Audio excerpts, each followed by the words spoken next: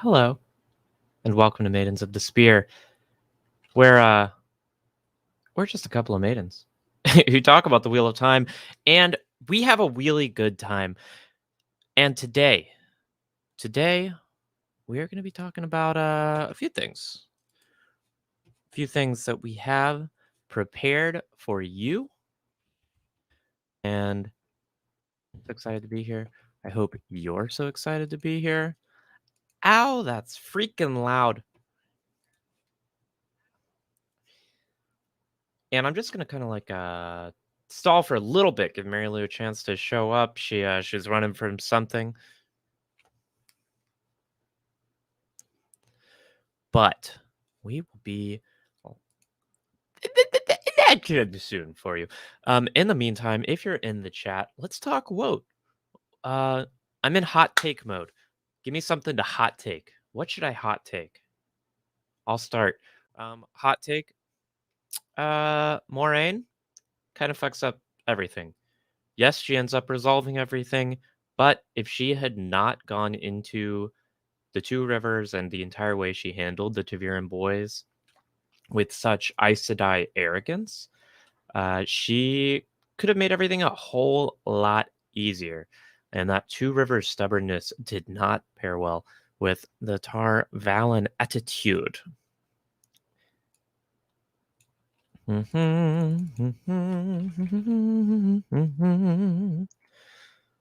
Apologies, I am just editing the stream information. Commentary talk show.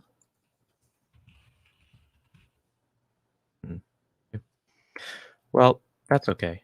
Oh, here she is. Hello. Hello, we're live, Mary Lou. I see it and I love it. Good She morning, sees everyone. it and she loves it.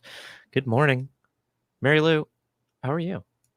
I'm pretty good. I've had a very busy weekend of fun things, but just kind of thing where I've been going from like 9 a.m. to midnight for 2 days in a row. And gotta tell ya, after this little bitty demi, I'm out of practice.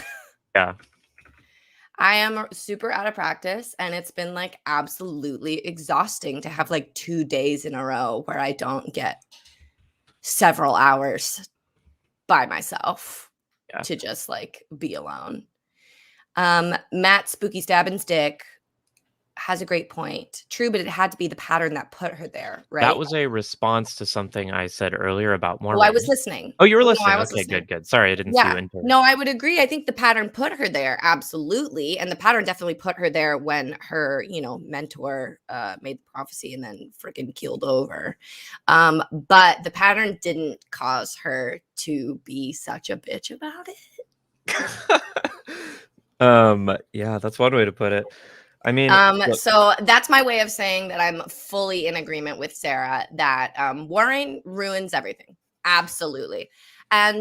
But to be perfectly honest, I'm thankful that she ruined everything, because without ruining everything, we wouldn't have the 14 books.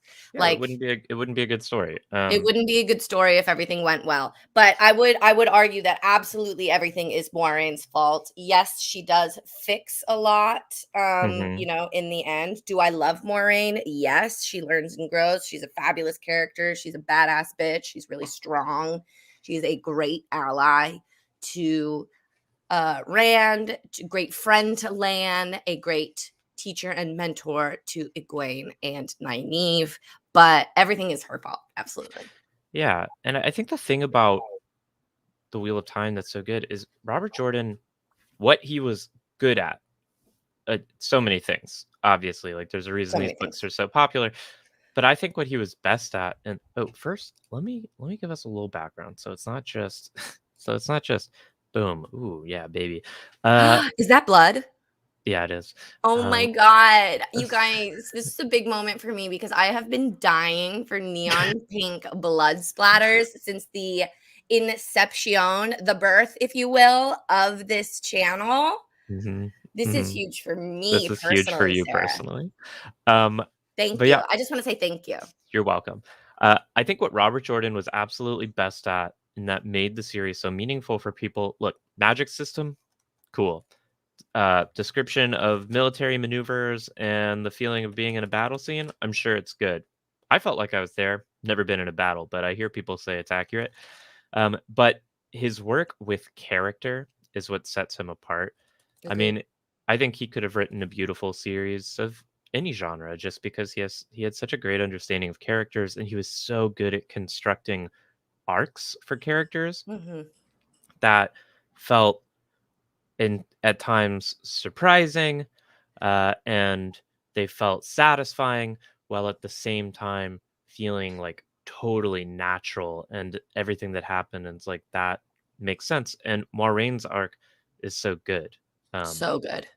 and yeah, like we don't read stories about perfect characters acting perfectly from the beginning. We want flaws. And like part of why Moraine is such a cool take on the trope of the Gandalf or like um the old wise one who, inducts our young hero into the broader world from, Joseph Campbell's hero's journey is that she is so flawed. Like So flawed.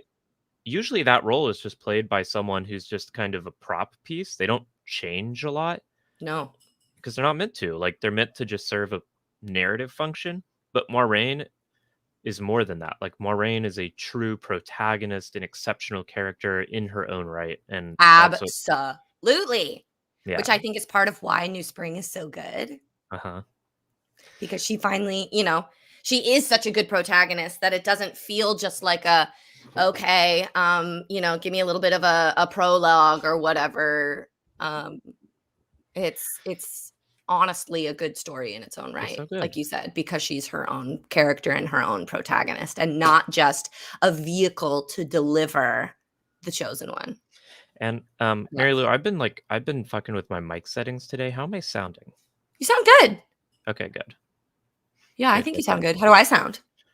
You sound good. Any Um, echoes? there was like a risk of an echo, Okay. but Because we we'll work don't on have it. our audio engineer snooze bones. So that means Matt Spooky Stabbing Stick, you're our audio engineer for today.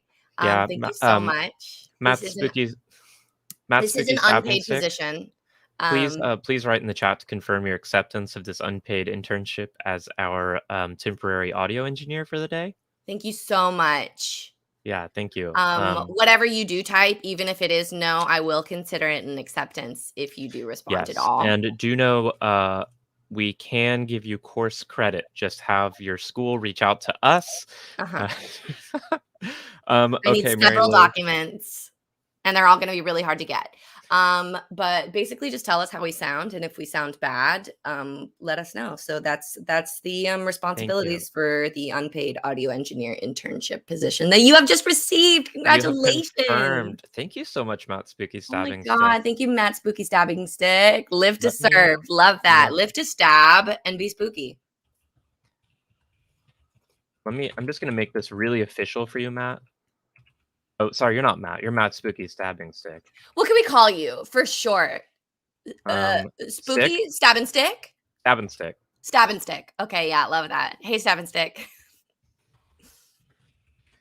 Okay, and ooh, here you go. You're officially a part of the stream now. Wow. You Look at get a that. banner and You get a banner. everything. That Okay, rocks. that rocks. Um, good. I'm glad we sound great. Okay, today we are talking about Mary Lou. I have come up with a little docket for us. I saw that on Twitter. I And loved Mary, it. first of all, Matt Spooky Stabbing Stick, Stabbers, as Stabbers, if you will. also our official unpaid cinematography intern, do you have a preference between this and this? Like you really get up close and personal with us. We take up the whole screen, but this way you get the fuller quality. Anyway, just if you have a preference, shout it out.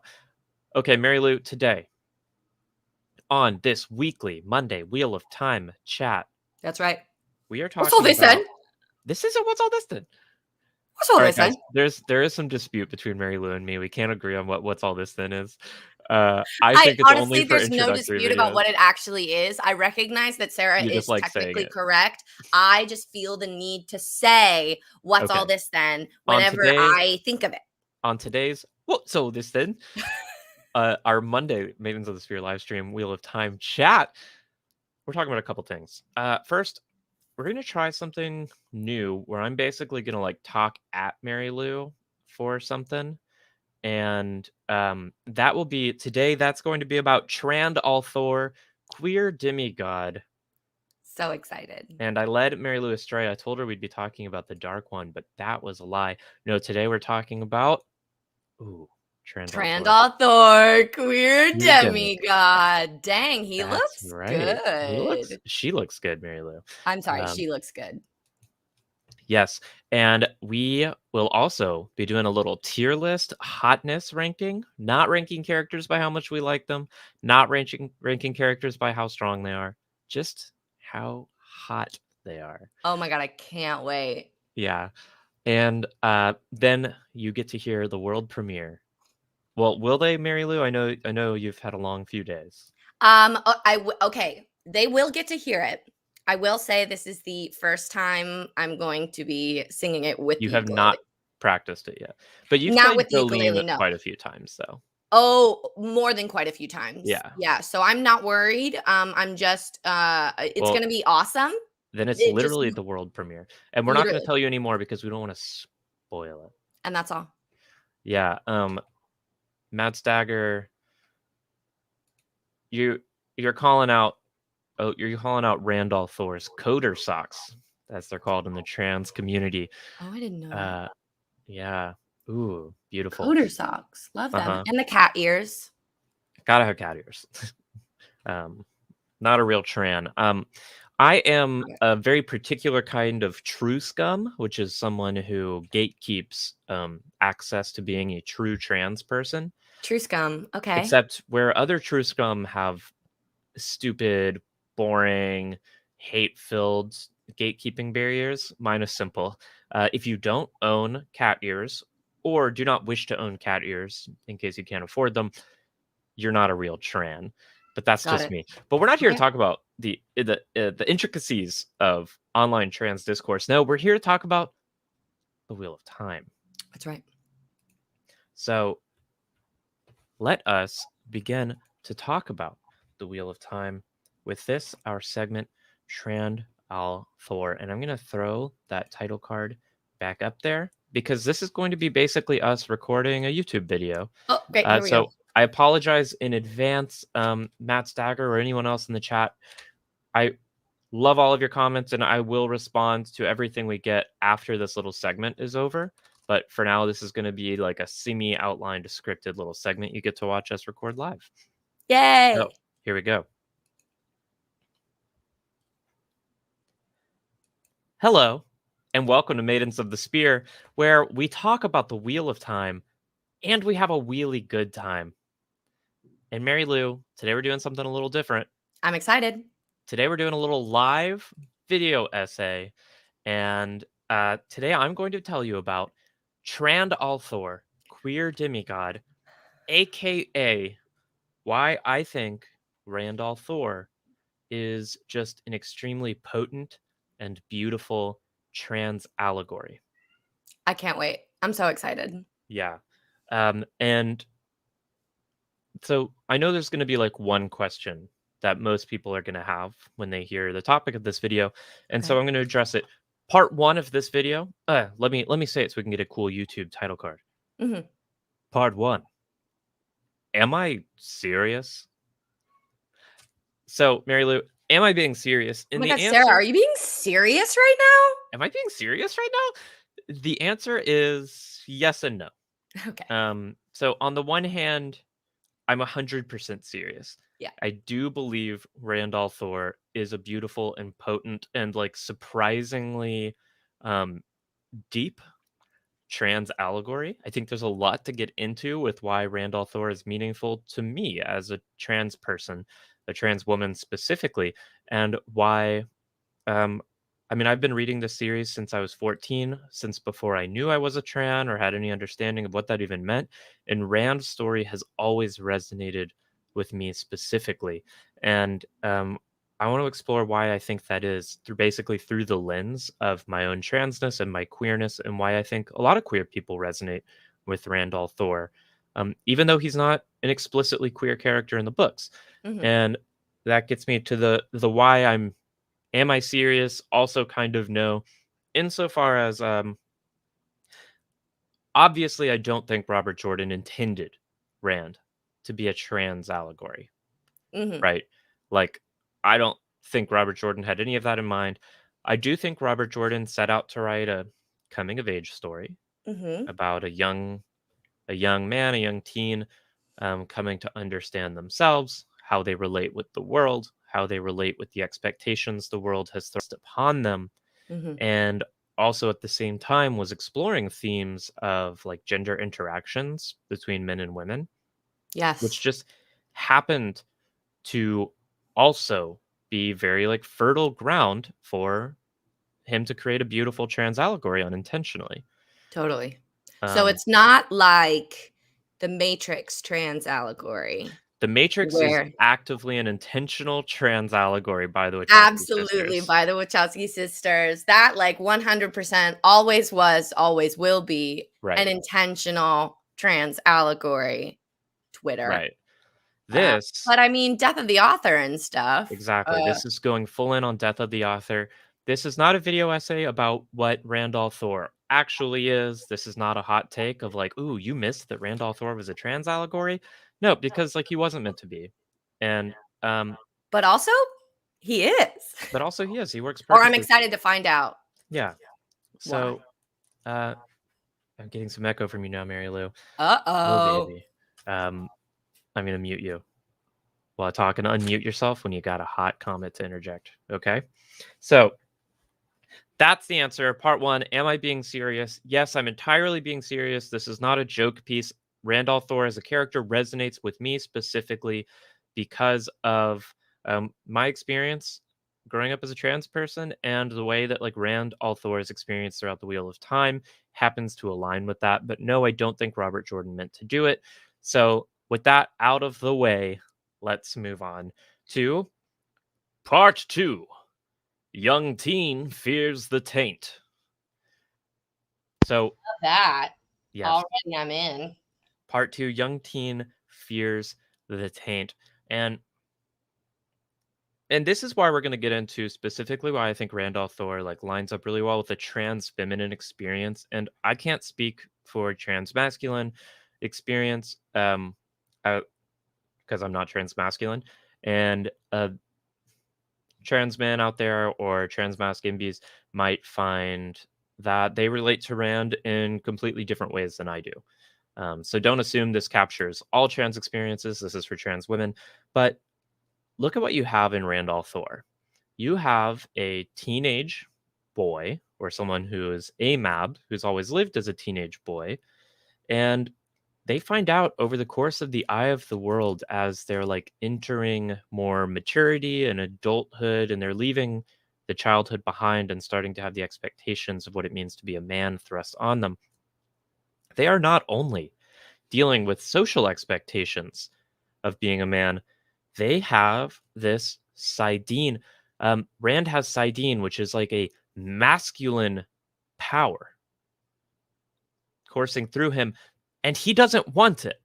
It's very important that he rejects it as much as he can because he knows Sidene, aka for the purposes of my definitely a stretch analysis of the story, masculinity is poisonous to him.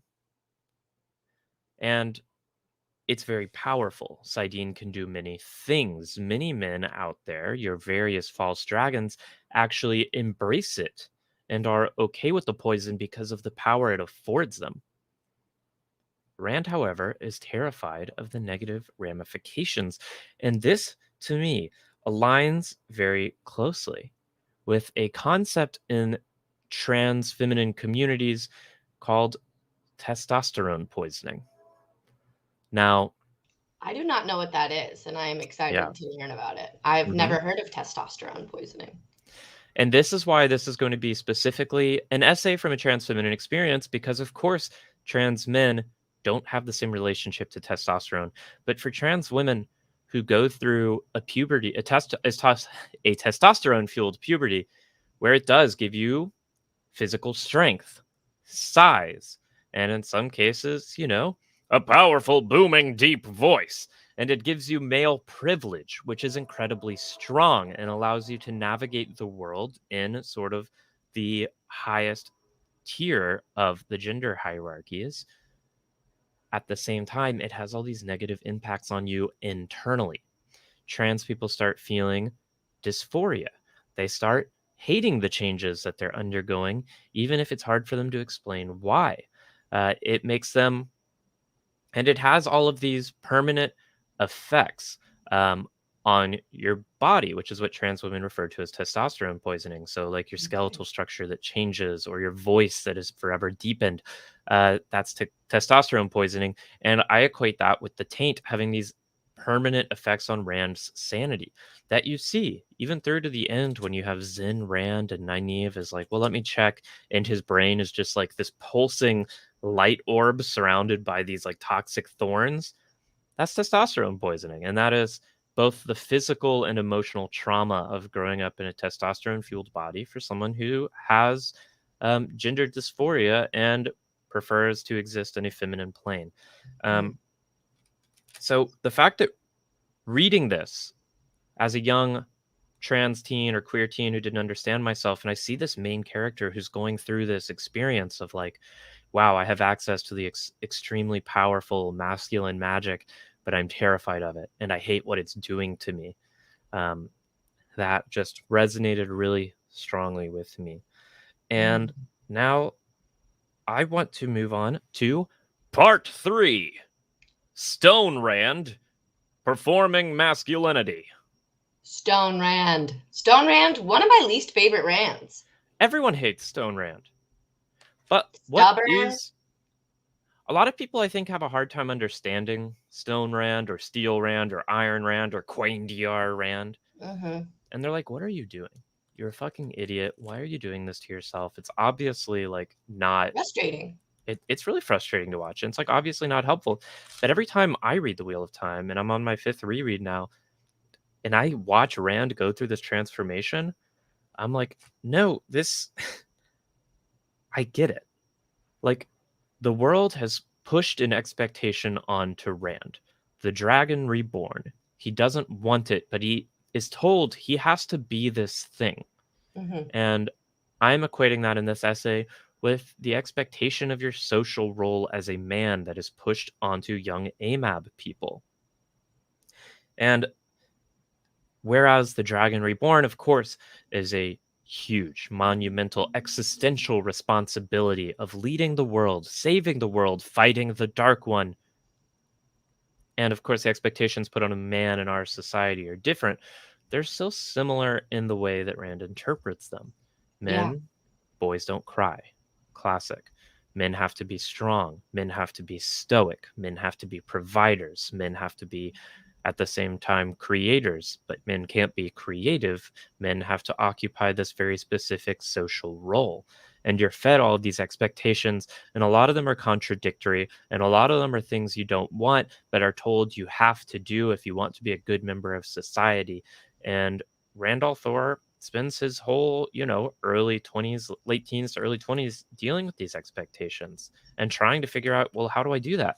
Hmm. And he enters a mode that a lot of trans women enter, which is this very performative, exaggerated form of masculinity.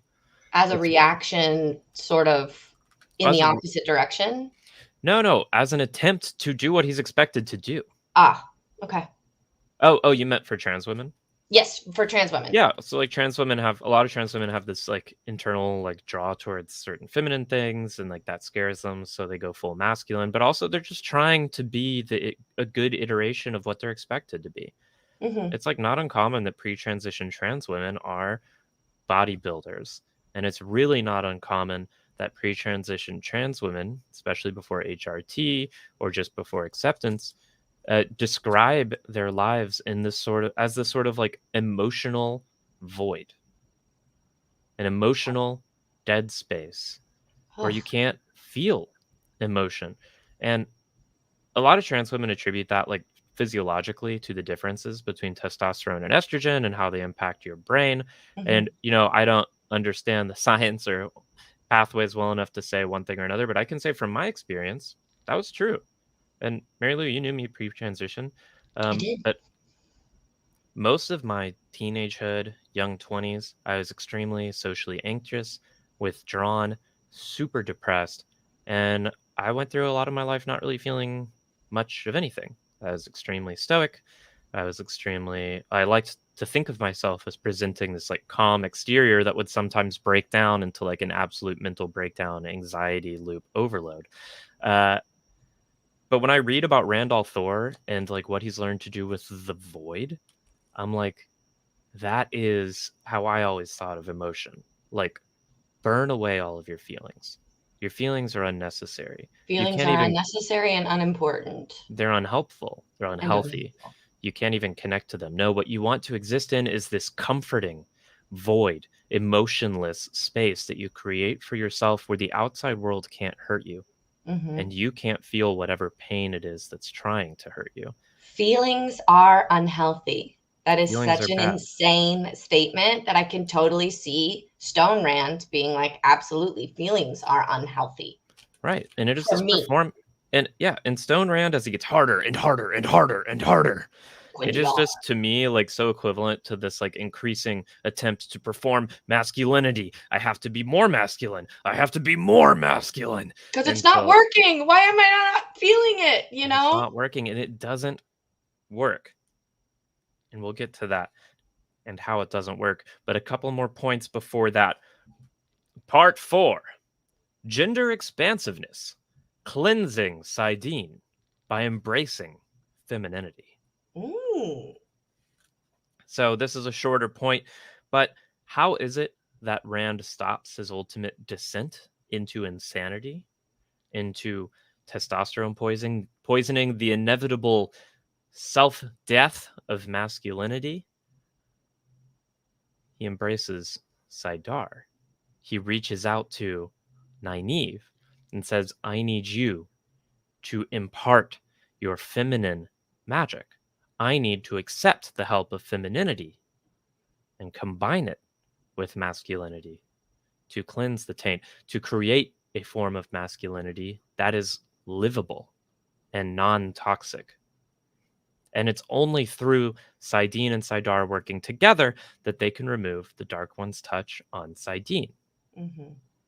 And I think a lot of people who are on various steps of their trans journey, no matter where they end up, whether they end up embracing like a full binary, I'm a trans woman, or whether they exist in a more non binary space, um, a lot of people do at least begin by experimenting with bringing bits of femininity into their masculine performance and painting nails, longer hair, Ah, certain modes of dress, wearing makeup. That's one way to think about it. But also, there's a lot about femininity that is sort of the antithesis to Rand's flame and the void Quain hardness, mhm. just in the way that embracing Sidar is discussed. You're not grasping control of the chaos. Grappling Embrace. and riding it. No, you are opening yourself up to the light. Surrendering. You are the riverbanks, allowing it to flow through you. You are surrendering. And I think that as Rand like realizes he needs to work with Nynaeve, he needs to work with Sidar, he needs to work with femininity. That's like a really good step that a lot of trans people take where they're like dabbling in gender expansiveness and realizing they do need to bring some feminine softness into their life or they will simply go insane. Shatter. They will shatter. Part 5.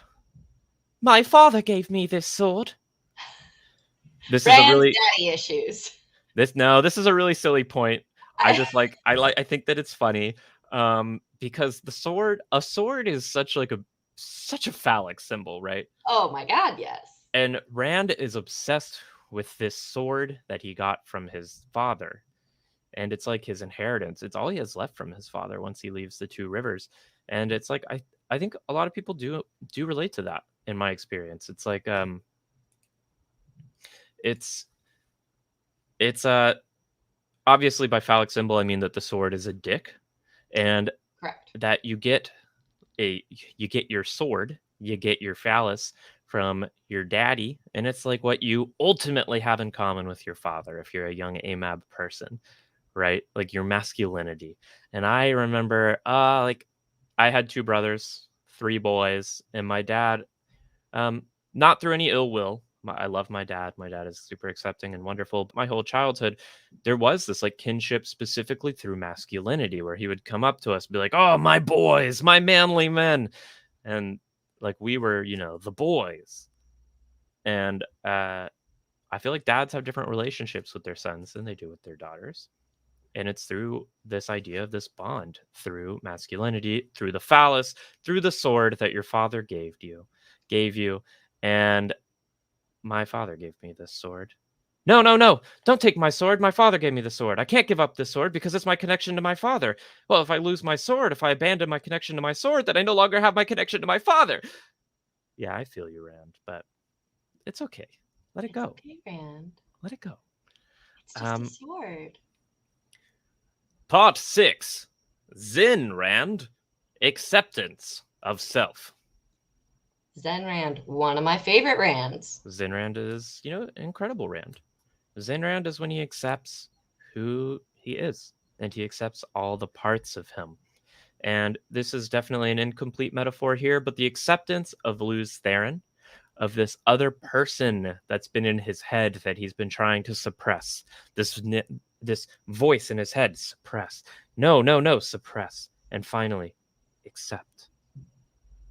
That is a story that I and so many other trans and queer people can relate to, of this form of self that exists somewhere deep down that we keep locked away, that keeps bubbling up and we lock it away, and it bubbles up and we lock it away. And then it's not until we accept it as us, not as a separate personhood in our mind, but as part of the totality that makes us one cohesive whole, that we can start to be happy, that we can start to say, walk in the light, exist and interact with the world and with others in full and healthy ways, not locked away in our void, not hardened into Quaindiar, but fully interacting. And I think that's what we see with Zen Rand. It's not until he accepts all parts of himself that he can do that. And he gets a form of happiness. But Zen Rand isn't the ultimate form of Rand. Mm-mm. No. Part 7. Body swapping. Reality. Malleability. Ooh. And this is the final part of my little essay. But what is the ending of this epic 14-book journey we go on with young Randall Thor, where he is poisoned by masculine Sidene? He grapples with his social expectations of the role he needs to play for others, and finally accepts himself, and he goes and fights the Dark One at Tarman Gaidon, not in physical combat, not in this hyper masculine power off balefire v balefire or sword versus sword. No, the No. sword versus sword is reserved for the characters who are comfortably men. Gawain, Galad, Lan versus Demandred.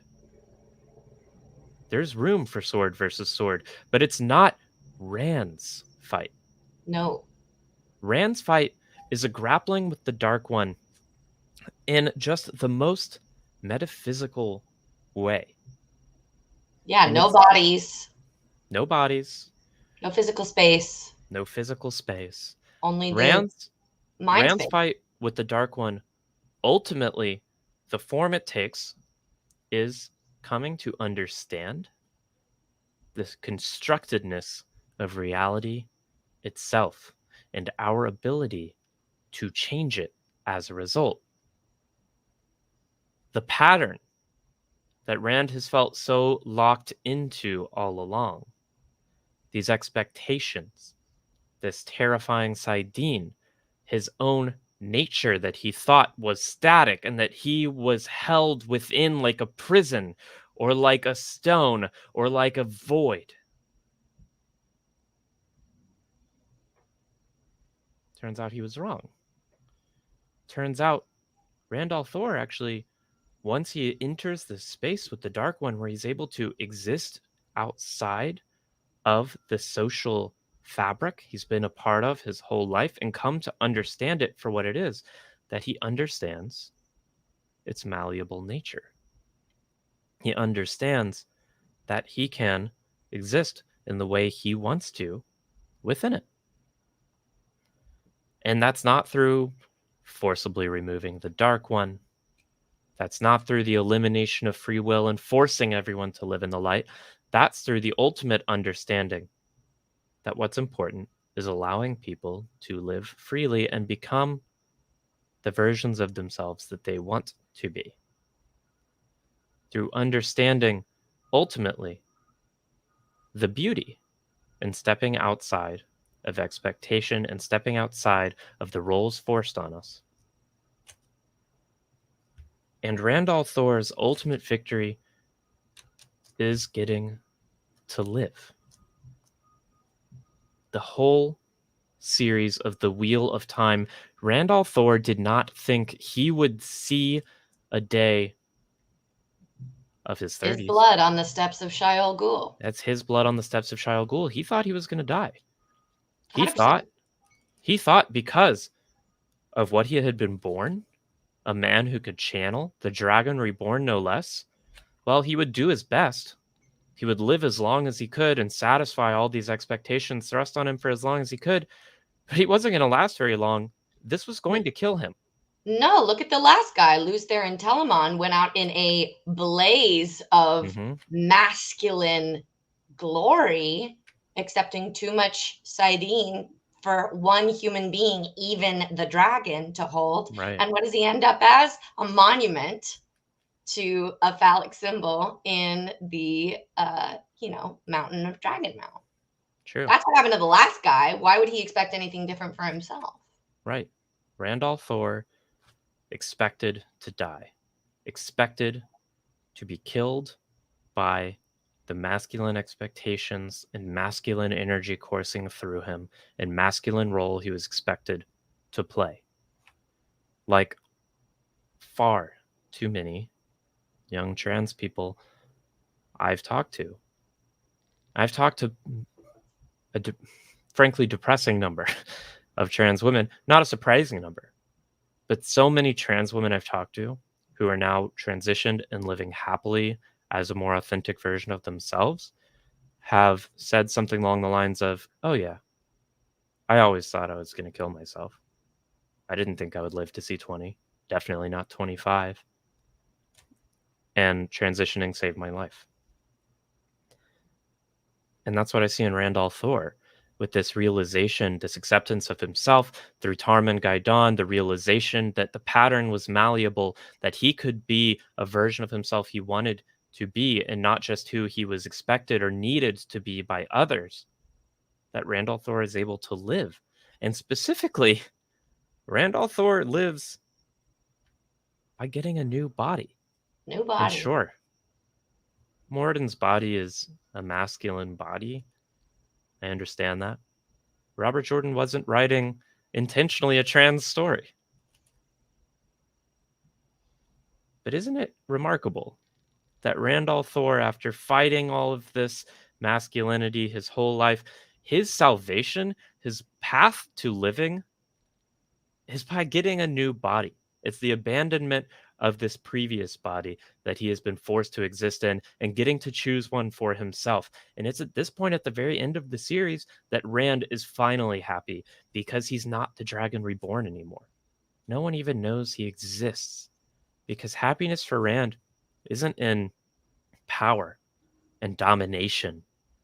It's not in violence and crushing his enemies, and it's not in being the salvation of mankind. No. No, he did that stuff because he had to. But happiness for Rand, Rand's happy ending is just getting to be ignored, getting to be a normal person in a body of his choosing, and getting to pick his own future. And of course, at the end, when we see Rand light the pipe with his mind, not with Saidin, not by falling back on masculine power, and not even with Saidar, not by subjecting himself to social expectations of womanhood or femininity. Rand's power at the end is a complete awareness of social constructedness, awareness that reality itself is malleable and made by interpretation thereof, There is a and pattern, but it is flexible. mhm, and his final power and the manifestation of his ultimate happiness is his understanding of the malleability of reality and his understanding that he can manipulate it. Part 8, conclusion. Aha. Trandall Thor, queer demigod? Now, I have been talking the whole time about Rand al'Thor through the lens of my experience as a trans woman and how I see Rand as a perfect allegory for trans feminine experiences, or at least for mine. And I shouldn't speak for everyone here. But I know tons of other queer people who relate to Rand who have very different experiences from mine. And obviously, these books have resonated with so many cis het people, meaning straight non trans people, if you're not up to date with the woke gender terminology. What's up? Randall You're looking at Thor's, one. I see Randall Thor's story as a trans feminine story because that's my story. And that's what I see in Randall Thor. Randall Thor's story ultimately is just a coming of age story. And that's what Robert Jordan set out to write. And it is a story, I think, very much a story of grappling with expectations, of grappling with social roles, of grappling with fear of your own ability and your own power. And there are so many ways you could interpret that. And there are so many people who resonate with it, clearly. Mhm. I'm not saying this is the one way to interpret Randall Thor. I'm just saying this is why his story has been so meaningful to me. But everyone who reads the books is going to have a different Randall Thor, point to different things that they relate to. And I think that's part of why this series is so good. Randall Thor is an incredible character. Mhm. He's my favorite character in all of fiction. And I know that that is true for so many others. And I'm just thankful to Robert Jordan for writing these books that have been so helpful and important to me since I started reading them when I was 14, that have always provided me an escape from my own reality and have Definitely. helped me avoid my own flame and void and given me a small little pattern I could escape into when I needed one. And that has been our little segment on Trandall Thor Queer Demigod. Oh, wow. I really enjoyed it. Good.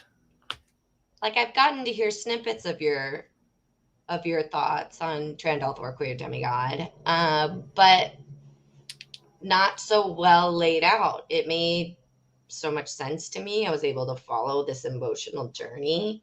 Um, I found it fascinating. Really good job, Sarah. Thank Wow. Thank you. you for putting that together for us and for our Well, channel. thank you for letting me do it. Are And you thank kidding you to me? those in the chat. But we're going to go back through the chat now. Um, so, Matt's spooky stab and stick. Mhm. Never thought of it that way. Let's show it. Taint equals toxic masculinity, exchange of power for poison. Yeah. And I think this is definitely true. And like That's I think one that I can see as being actually probably a purposeful yeah. allegory by Robert Jordan, because we do know he was setting out to create a world where toxic masculinity was, a part of it. Yeah, I think this was intentional, if I had to guess.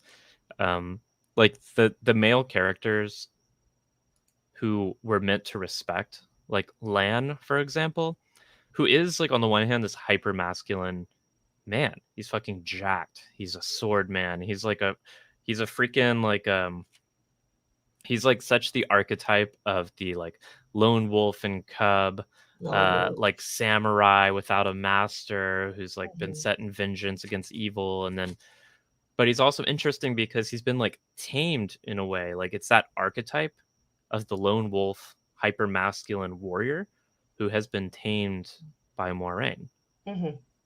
but not tamed in like a negative incel like emasculation of men way, um, but in like a helpful way. Like Moiraine was able to take what Lan had been like at risk of becoming, This sort of feral energy he had, mm-hmm, we're feral, barreling towards death. exactly, and help channel that towards something positive and healthy and give Lan purpose. And Lan lives, probably 2 decades longer than he would have without Moiraine, Absolutely, we know that.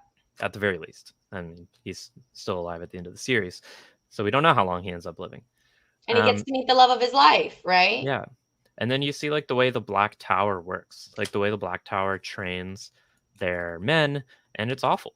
Like, there's a reason that the leader of the Black Tower is a freaking dreadlord. Yeah. Like, the symbol of masculinity. Masculinity throughout the Wheel of Time isn't a good thing. No. It's not an inherent good.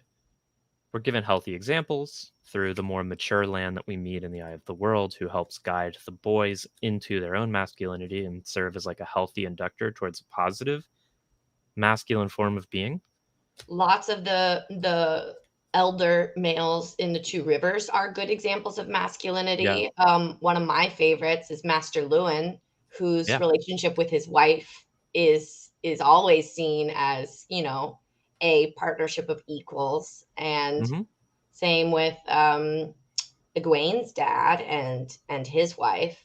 Though I will say that Two Rivers is more like traditionally, very explicitly traditional gender roles. There is still an equality of the women's circle with the Yeah. uh, you know, town council. Yeah. But I think so. Yeah. So I think this series was meant to explore gender and meant to be a commentary on gender roles. And you get like forms of toxic femininity, I guess, definitely through characters like Fail at times, through a lot of the Aes Sedai. Um, Elida, but even Cad them, Tuan. their toxicity isn't. Yeah, they're just toxic. They're not They're just toxically toxic. feminine. It's not toxically feminine. Yeah. Some of the expectations placed on Min when she has to Yeah. be Elmendreda, that's Hmm. toxic. And like the most like kind of gender neutral society, which is the Aiel, is also like presented as probably the healthiest society in a Yeah, way. Like they're obviously all fucked up and traumatized and perma-violent, yeah, but also there's like way less. I don't know, like the Aiel wise ones and the Aiel clan chiefs, and anyway, yeah. In terms of gender dynamics, they're pretty solid. yeah. I mean, let's move on. We got other stuff to do. We got hotness to rank. Uh, Ooh, baby. Caitlin Slucher. Hi, Caitlin. Caitlin Slucher says, I think Stone Rand is so important to his overall arc. It's heartbreaking to be a witness to Stone Rand. Ah, and it Absolutely. is. It is heartbreaking. I just want to like hold him. Poor little baby Stone Rand. Because he's so wrong and it's so obvious and he clings to it so tightly, despite that it's not going well, right? Yeah. We watch it not working. And as a reaction to it not working, he tries to do it more and tries to do it harder, and it not works even worse, Yeah. right? We see some spectacularly bad results, and it's so hard to witness. But that's the thing where, like, sometimes with your friends and your loved ones, you can't tell them what to do. even when it seems obvious. Somebody has to learn for themselves, which is what that arc of Stone Rand is all about, is watching him learn for Mhm. himself. And it sucks. It does suck, and, like, watching his interactions with Min, Mhm. M-I-N, Min, sorry, my accent makes the word M-I-N and M-E-N sound the same when I say them. So true. Sometimes I get confused Yeah, that's just a Texas thing. with you. Um, his interactions with Min, Mean, um, mean, Min mean. are so important, and, like, she's, like, his one lifeline for so much of Stone Rand because she's the one person and avenue where he can, like, be human for just a moment. Um, and this is a point I meant to bring up in my Trandall 4 essay that I forgot to mention. Ooh. I think it's pretty interesting that Randall Thor's one little lifeline throughout the Stone Rand arc to maintaining a fingernail's grip on his humanity is the one gender nonconforming character we see in the series. I Um, mean, yeah, absolutely. mhm. uh, Matt's spooky stab and stick. Luz failed because he couldn't accept his need for Sidar. Rejection of female nature. Stone Rand is at that point.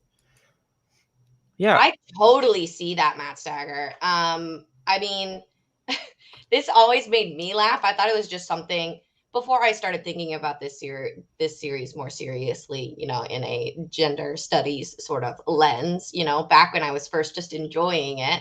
I remember thinking Luz Theron had 100 companions and they were all dudes. Well, He didn't have any female friends. I need to go back and check in the world of the Wheel of Time because I don't remember why they were all men. Maybe someone in the chat does.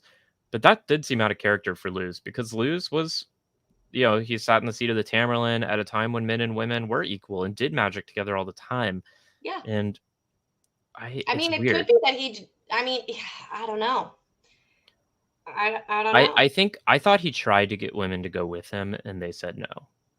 Oh, Like, I interesting. kind of think that's maybe what happened, but I I don't don't remember remember. that, but Yeah, I I don't don't. remember what it is. It could have So been he just picked 100 men. Like, I don't remember. We'll have to go look that up. But yeah, definitely the fact that that is what happened feels important. Feeling hurts, burn it with fire. 100% agree. No feelings here. I'm a stone. I'm Quaindiar. I'm Queen DR, baby. Making you look at Rand's journey in a new way. Well, you're welcome for that, Matt Spooky Stab and Stick. Caitlin Sluker, Randolph Thor did die and was reborn someone new. That's how you interpreted it. Um, yeah, I I would think I think that is a totally valid interpretation. That is not how I interpreted it. And honestly, I would love to have a whole episode about Rand's death with you, Sarah, because I kind of interpreted it differently than you did too when you were explaining it in this last essay. I sure. did not see it as him choosing a new body in the body of his choosing. I did not see it that way. I saw him trading places with Moradine as maybe not on purpose, and was more like I don't know. I would love to read it again myself and then talk with you about it, because the way you explained it and the way you're explaining it, Caitlin, neither of those really describe what I thought I saw. So, but that's fascinating in itself, It right? was That three people can have three different interpretations of one part. yeah. I will say I do think it was definitely on purpose. Well, it's on purpose that he lives. No, it's on That's purpose that he lives by taking Moradin's body. Like, it's like they have that whole yes, weird psychic link and all of that. yes, but I don't see it as premeditated. I see it as like advantageous. Like he Hmm. took advantage of a moment rather than being like, yes, this was always my plan. My body would die and I would take a new body, or something like that. I think I'm gonna just skip to another comment down here. Matt, not Spooky Stab and Stick says it's called transmigration, and it's true. Um, yeah, we can talk more about that whole scene at the end. We should both go reread it because we're not there yet in our Oh, current and it's been a rereads. long time since I've read it. Um, but he definitely like his whole thing with Olivia is having her have clothes and money for him ready because he knows that he's gonna be able, like he knows there's a chance he can live. I think in this way, I think he knows it's a possibility. I think it's a little premeditated. I think he's not sure if it'll work, but it's like a Okay. last-ditch effort. Oh, interesting. That's Yeah, how I I didn't see think that. it. I didn't see that the first time. But I mean, Yeah, obviously, if you have money and clothes ready for you, then you think there's yeah, a chance. Um, yeah. And also, like, the, Avienda and Min and Elaine, like, they know he survives. Like, they're not as scared as they should be going in. they know he survives, but they know because of their link to him, and they can feel him that he's not That's dead, and true. they're feeling him walk out of camp because there's like I remember a Yeah, line of them like watching him watching walk where he out of goes. camp, Yeah, that's and true.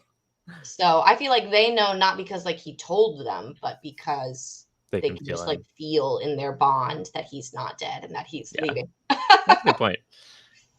Matt Spooky Stab and Stick says that Lesby Nerdy has an awesome video about Perrin accepting his wolf brother role as a queer acceptance journey.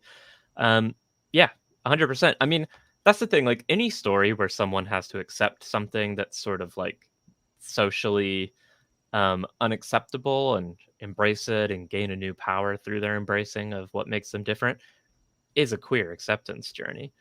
Like, Oh, and it is. It just is. Perrin's journey is embracing his identity as a masculine gay man. Um, Perrin definitely is the wolf inside him. Like that's embracing his gayness. This is like my take. Like obviously anyone could interpret it as any queer journey they want, but where like Randall Thor is the struggle with like femininity and embracing femininity, and um, Perrin is accepting the animal nature inside him, this passion, this Mm. lust, this need Less to. about identity and more about like desire. Yeah. Whereas Rand's I see as a story much more about gender identity. Perrin's as a story about accepting his own appetites and the power that they give him. And Mm. that's why we have the beautiful gay relationship between the very bearish Perrin and the very twinkish Gaul. Throughout the Love Twink story, they Gall. have a beautiful romance. And I hope we get more of that in the show. People on Twitter of time have been debating, like, well, if you get rid of Fail, who should Perrin end up with? Maybe he should end up with Egwene. Like, if you're not going to have Fail, Perrin needs to end up with Gaul, Gall. obviously. Such a beautiful relationship. And to be clear, we don't want to take away a beautiful male friendship that are platonic. Like platonic male friendships are near and dear. He's But got Matt. that one's gay as hell. That one's very gay. He's got a Love it. beautiful platonic friendship with all sorts of other people in the camp. And Bane and Exactly. Chia don't even have to pretend to be in love with Gaul anymore. No, they can. Actually, Gaul is another great trans woman character. I love the idea of Bane and Chia as this lesbian couple who are interested in this like kind of feminine, gender non-conforming man. I know a lot of couples that are like a lesbian and a trans woman who started dating before the trans woman transitioned, and the cis woman in the relationship, the cis lesbian, is like, yeah, like I always thought I was a lesbian, and then I fell in love with this man, and I was like, that's really weird. And then she transitioned, and I'm like, oh yeah, that makes sense. That makes sense. And I Bane love and that that's a Shiad and phenomenon. Gala would have such a great version of that story. And not trying to do bisexual erasure here either. Obviously, Bane and Shiad could have a very happy throuple with Gaul and each other and a lovely bisexual polyamorous setup. But why not bring Perrin into that too? It could be a foursome. Sure. So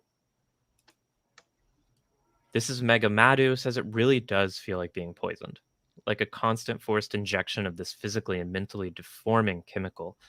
Then add the built-in social shame that our society teaches. It makes sense that trans people have incredibly high suicide rates.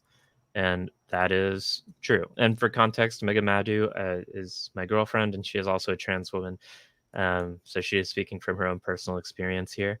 But yeah, I mean, I don't know how much of this you watched, Maddie, but I think that's why I said, like, Randall Thor didn't expect to live past the last battle. He thought his life was only going to be another couple of years. And it's sad, but I'm glad he was able to escape it, or she. And I'm glad so many trans women and trans people of all gender identities in real life are able to escape the forces being forced upon them. I thought his male friends was because the women noticed the men were tainted and refused to help the men.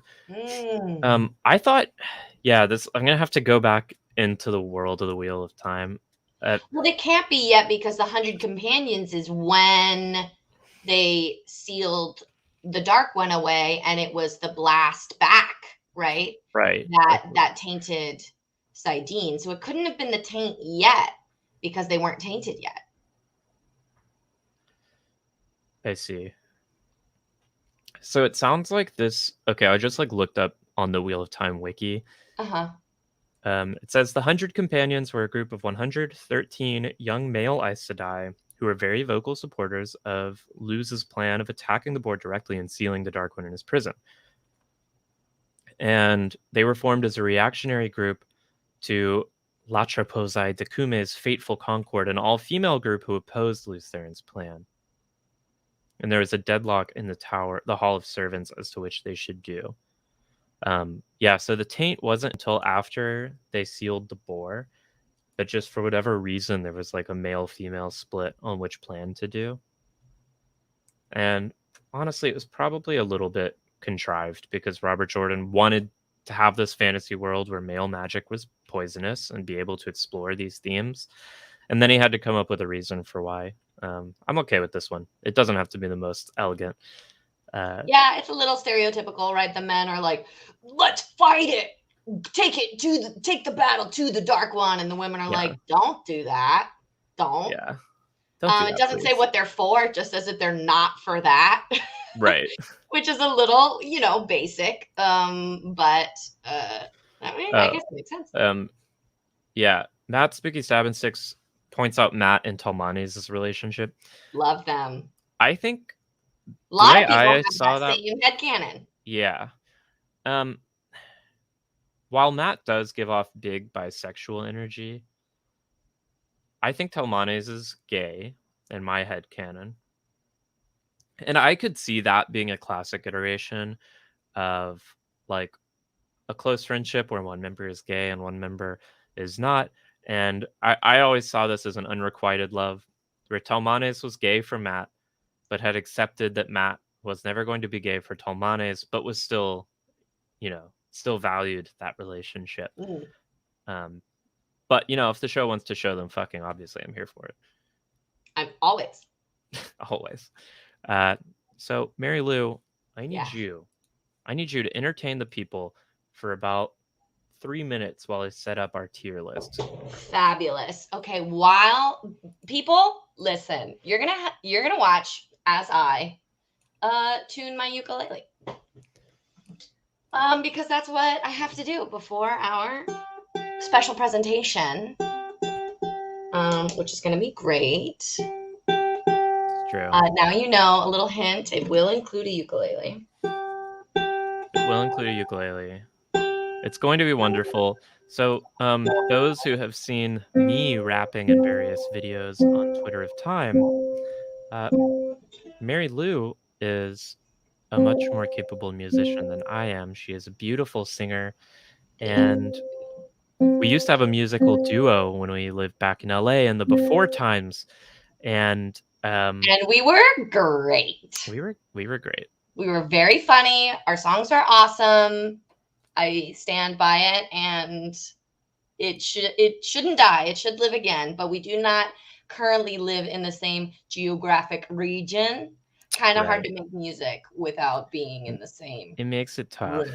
Makes it tough. Which is why we've been splitting up our musical duties on Wheel of Time stuff.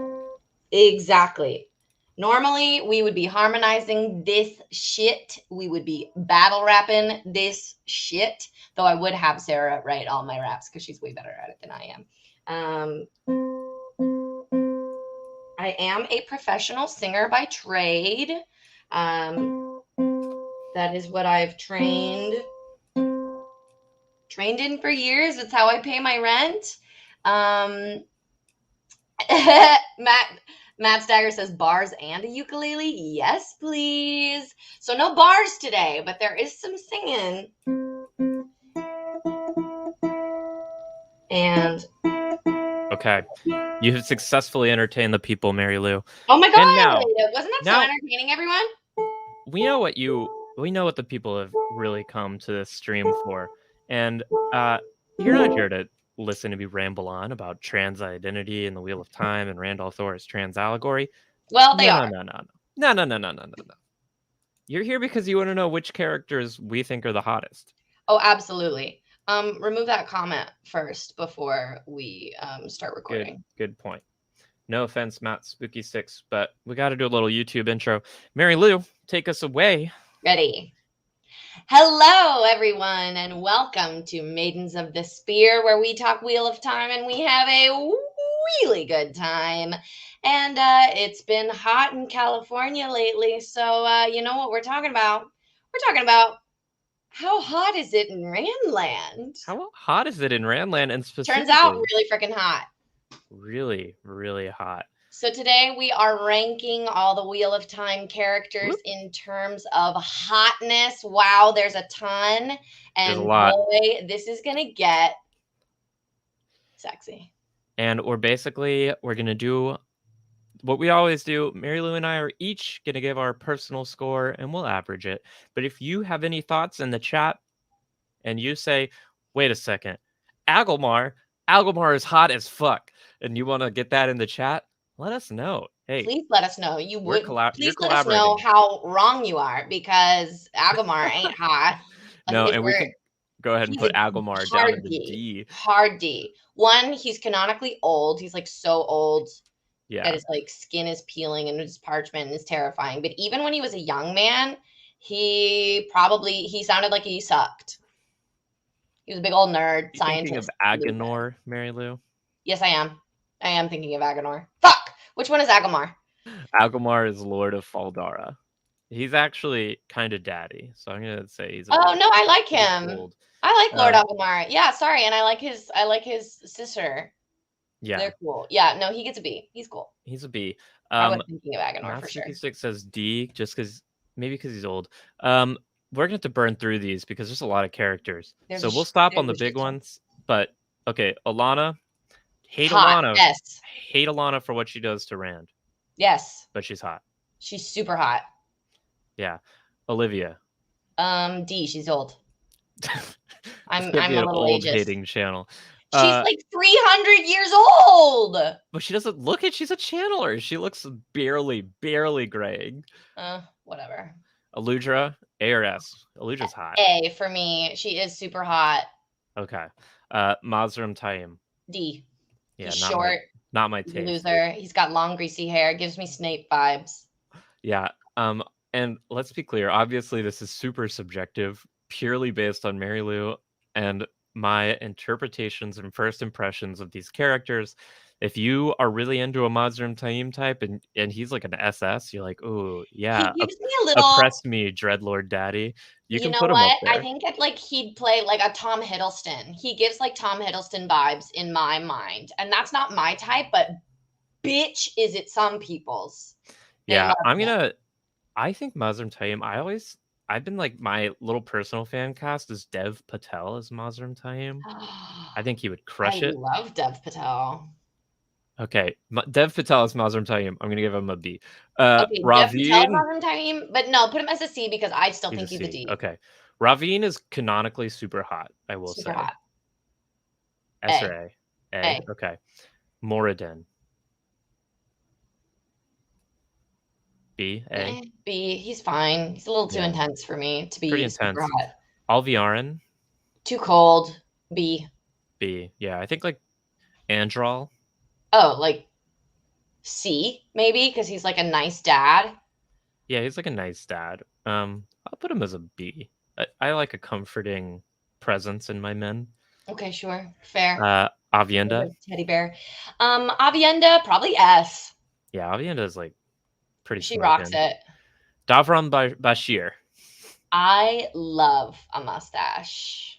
You love a mustache? You love a big I love a daddy mustache. Chaldean And stash? who has more daddy vibes than Tam Althor. I did a whole ranking of daddies. Okay, great point, Yep. great point. That is who has more daddy vibes for sure. But like he's still really high up there. Bashir. That's not my type, but An it A, is. maybe? I would put him as a B. Okay, I'm comfortable with a B. Great. Bearlane. Oh, Easy. SS. Pop her up there. SS. That is my Brigida. sexy slut. I'm obsessed with her. Brigida SS. Absolutely. Give me that Gareth beret. Wrap Bryn. me up in it. Gareth Bryn is an Garrett. S for me. Okay. I love that for you. Okay, you're not into it. I'm not. Where do you put Gareth? I do an A. I'll do an A because he Hey, does give okay, me we'll give hot it an vibes. A. Belal. I'm sorry, I'm not into Forsaken. That's just No, that's I just found him me. boring, and that's not hot to me. Yeah. Codswan. I think Katsuan was probably smoking when she was, I don't Younger. know, 300 years younger. So I'm Yeah. gonna put her as a B because she's a bitch now. Yeah, but I'm sure she was smoking, and gotta love a woman with experience.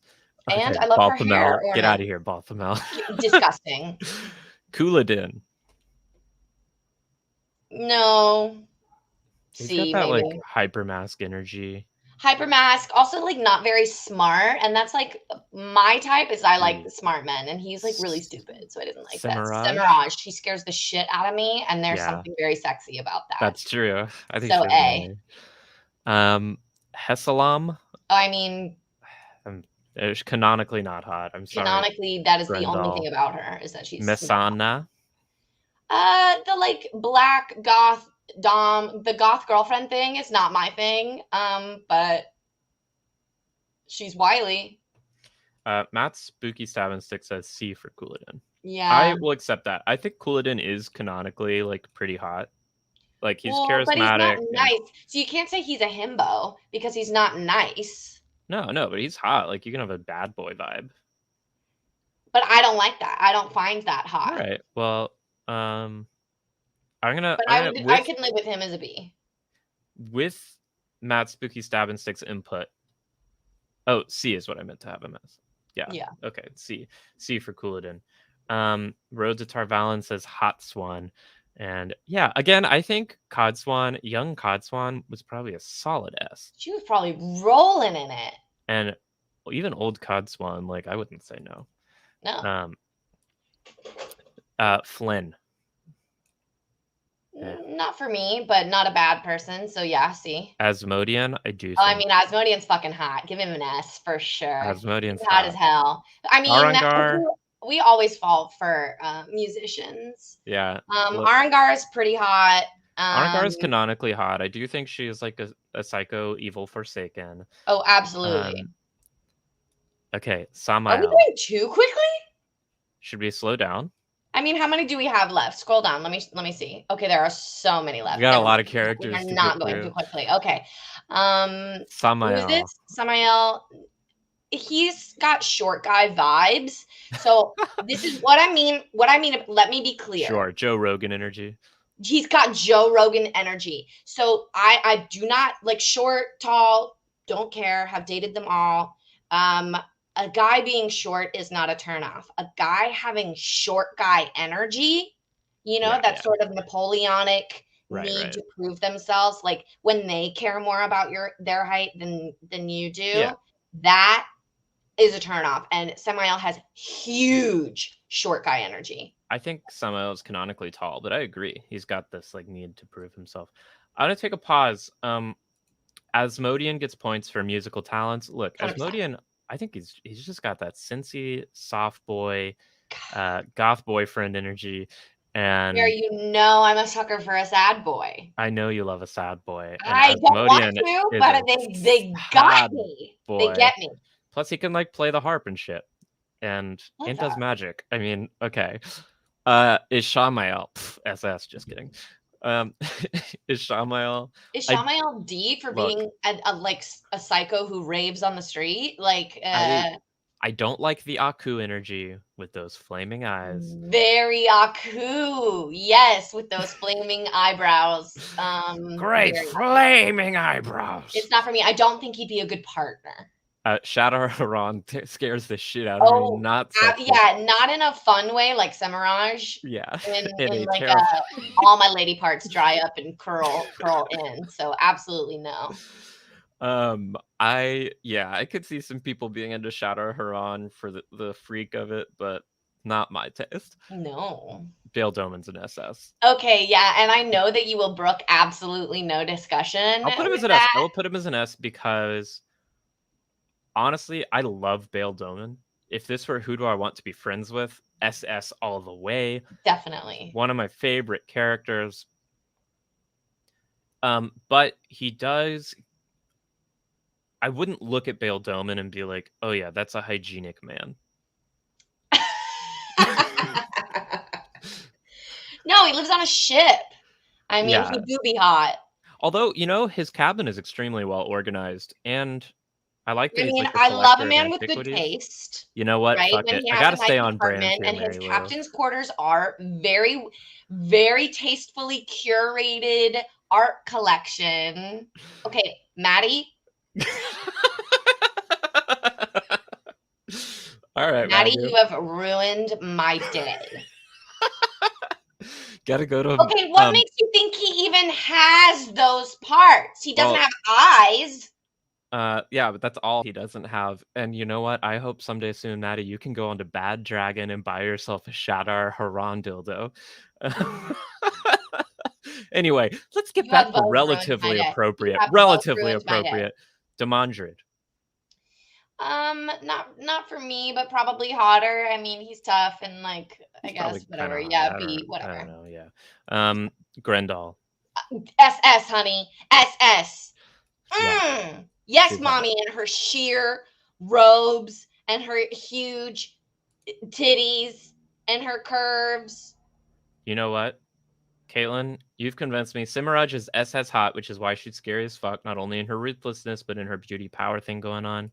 I mean, I'll take it. but I feel like that's Grendel. Grendel is the one who's like SS hotness. I think Semiraj works for me as an S. But like to say that Semiraj and Grendel are on the same level of hotness doesn't make sense to me because that's like Grendel's whole thing. Like she True. only wants to be hot. She only wants to surround herself with hot people. Like literally kidnapping people from all over the world just because they're hot so they can like serve her. Like she's That's obsessed true. with hotness, and that is hilarious to me. And I A love very different type, but one I think is hot. Eggianen. Eggianen. It scares me. She's Yeah, got mommy vibes. she's definitely got mommy vibes. Also got like great like soft butch energy. Totally. Um, You know what? She gives me Xena warrior princess vibes. yeah, for sure. Like You mean strong like bone structure, yeah? capable. Um, Oh yeah, yes, I wouldn't mind. I would love to have Eggianen. If I had to pick one of these people to be like, you got to get me through the next week of danger, she'd be a good choice. absolutely very And if capable. and if that meant, her comforting me at night and me getting the rest of my head on her, her beautiful shoulders. I Hey, mean, mental and emotional health is part of making it, right? So, yeah, Egwene. I mean, her eyes are big pools, right? How many friggin' times does Rand say her eyes are big dark pools? I'm She gonna put is her as an described. she's described as beautiful and Yeah, she pretty. is. Hot, I would not say she's hot. I don't think she's She hot. she doesn't she doesn't care about hot Yeah, is different from beautiful because hot has a sex element to it, right? right, right. And I get absolutely no vibes from no She sex has that vibes. dream about Gawain, or she, like, invades Gawain's dream about her. Yeah, so Gawain is having the dream about her. That says more about Gawain than it does about her, right? We need a scary hot tier. Hot, but it's a horrible idea. Matt Stagger, we would have that tier would be way too filled for my comfort. Yeah. Eh, Listen, Robert Jordan populated his world with hot people. I think thank you, Egwene Robert. I'm comfortable putting Egwene in A. I do think Egwene sex isn't very important to her. Like, I No, think she enjoys it if, like, the moment's right. If she happens upon Gwen having a saucy dream about her, she'll, indulge. But, it's just not something that's important to her, and that's okay. no, That's totally okay, but that's this is a okay, but hotness. it's not hot to me. Yeah. Caitlin says, Egwene is hot to Rand until he meets all his other women and realizes she's average. Yeah, Egwene is like, she's two rivers hot. She's 2 rivers hot. she's a Camelin 6, but she's a 2 Rivers 10. Okay, but actually, No, I am she's a going to push Camelin back on that 10. because Galad is an I know. anywhere 10, and he thinks Egwene is the hottest thing he's ever seen. I know, I was joking. I think Yeah, okay, Egwene good, is good. I just want to make canonically. sure that we're clear here. I think Egwene is canonically also a 10. She's Yeah, just not hot. it just doesn't exude that energy. No. Yeah. Sindane. Sindane for me gives that sexy baby energy that I despise. So I'm Yeah. gonna give it a C because I know she's beautiful and alluring, but she also does that like Yeah. "I'm just a little girl. And I don't, and I'm not into it. Not hot. she's been defeated, and Galad's taste is questionable. Fair point. Great point, Caitlin. Well, okay, hold on. Okay. A point in Galad's favor, he ends up with Barrelane, who is the best. Who is canonically the hottest. The hottest Except ever maybe in their opinions Lanfear. and my opinion. Lanfear, baby, that's SS top. I think Lanfear is the only one above Barrelane, personally, in terms of canonical hotness. In terms of canonical hotness, absolutely. I also love that she's horny as hell. She's Horny just as so horned hell. up for Luthor and Telamon that even when he shows up as a 16-year-old farm boy, she's like, I don't care. Let's go. Yeah. Jeez, when you put it that way. I'm glad he's 18. Elida. Couldn't be any less hot. D. I disagree. I feel like Elida has this whole power play thing going on, and you could have some really fun nights with Elida, I think. What do you think, chat? See. Hard disagree. Hard. I was gonna put her B. It's not my normal vibe. I'm just saying, could be. That handsome woman can go hand someone else because it's not for me. Agador D. Don't even need to talk about it. He sucks. Moghedien. So she has a great haircut. And hair is important to me. But she's also like weak and stupid. So yeah, maybe a B. Road to Tarvalin says Moggy always gave me big titty goth girl vibes. And so Road to Tarvalin, you make such a good point. We gotta click her up one. Definitely. I think she's an A. Got GF5. Elaine. I mean, Elaine's hot as hell, and she's horny and not afraid to admit it. So I'd put her as S. S? Yeah. I think she's a solid S. I mean, I think she's the first one to bag Rand and get impregnated. She's at least canonically an S. Elaine, okay. Elaine, personality-wise, not a type that I love. But she's also super young. Obviously too young for us. But we'll just stick with the canonical hotness here. And I think she's probably super hot. Yeah. Elias. Ooh, S. Honestly, I like it.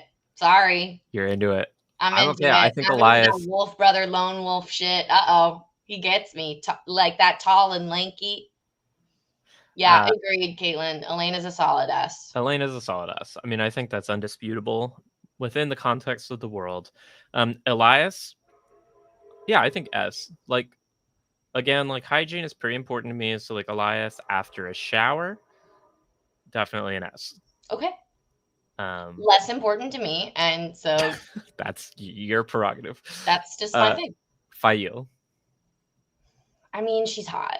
She's hot. Perrin and Fail canonically have very hot. And I have to say something. I have a thing for big noses.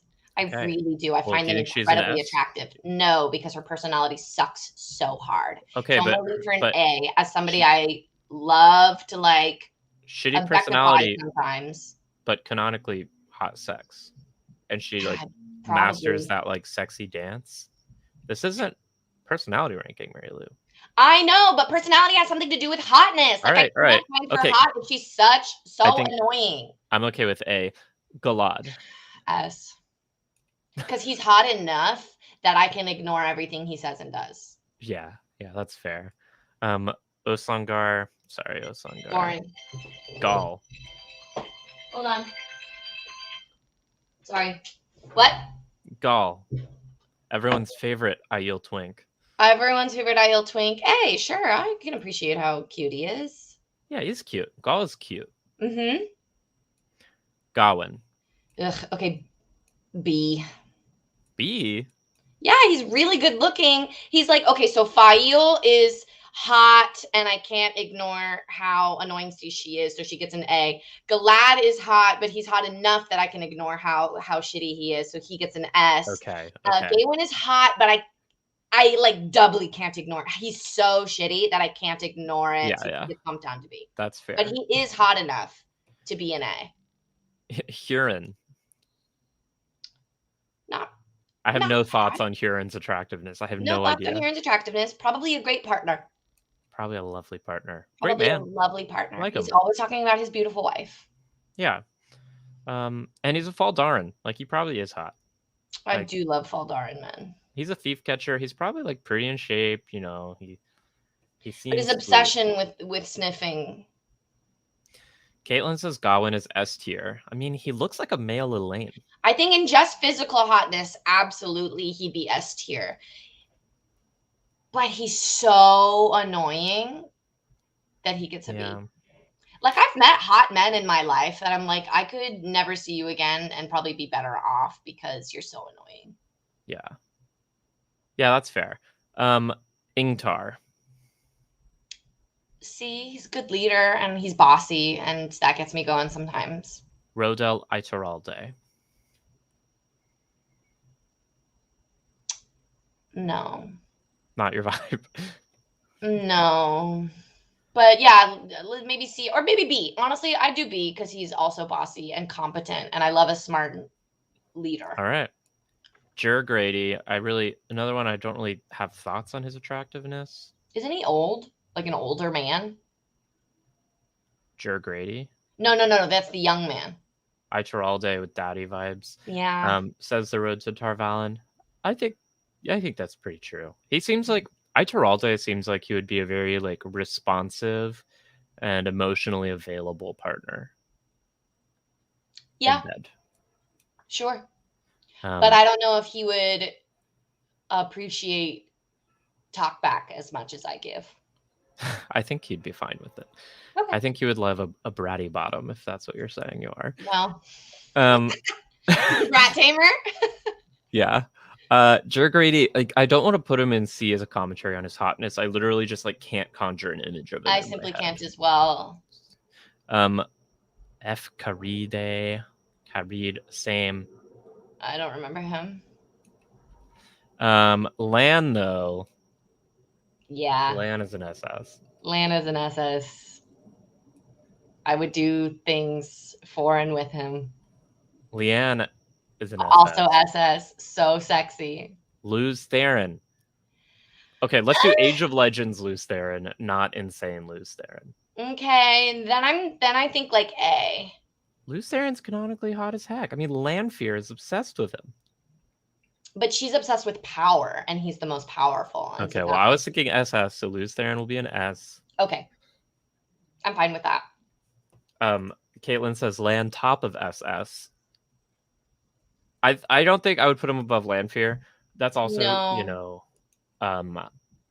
my personal taste lean more femme, so Lan isn't gonna beat a Lanfear for me, but that's with those okay. hard planes and angles, right? I mean, for me, like honestly, I'd put Brigida above a Lanfear, but that's just me. Leandrin. Her doll's mouth. She's probably really hot.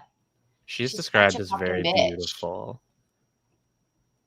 Is she in the Fail territory of hot enough to overcome? Yeah, I think so.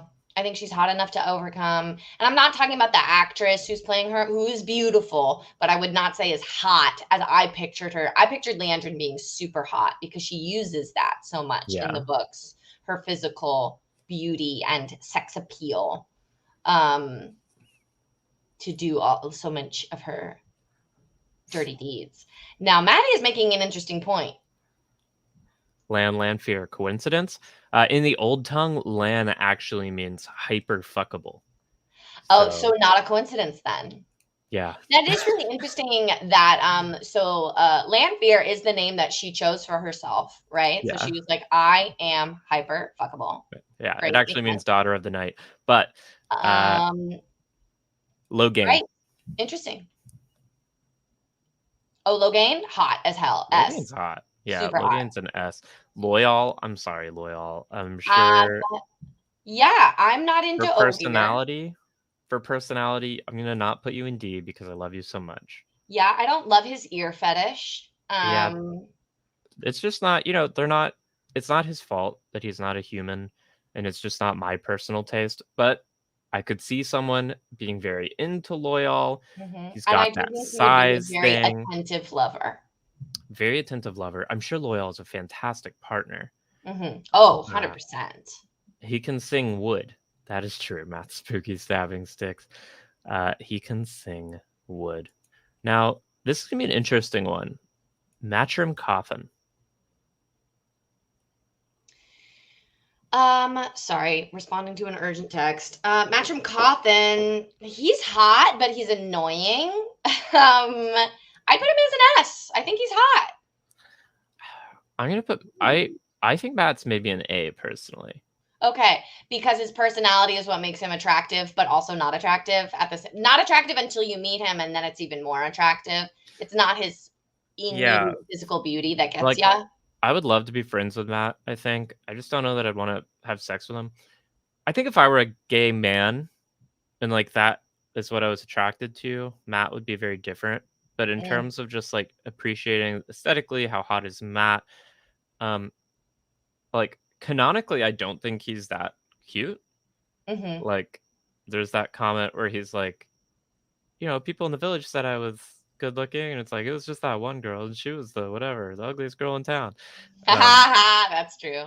So, Madu says loyal is an S, predictably. No, no, Maddie, absolutely not. After your Shut Our Haran comment, he cannot be trusted. She could be trusted. Look, this is all subjective. I need to okay. Oh, okay. Um, We have a good amount left, but okay. we're gonna We're make getting it. there. Men.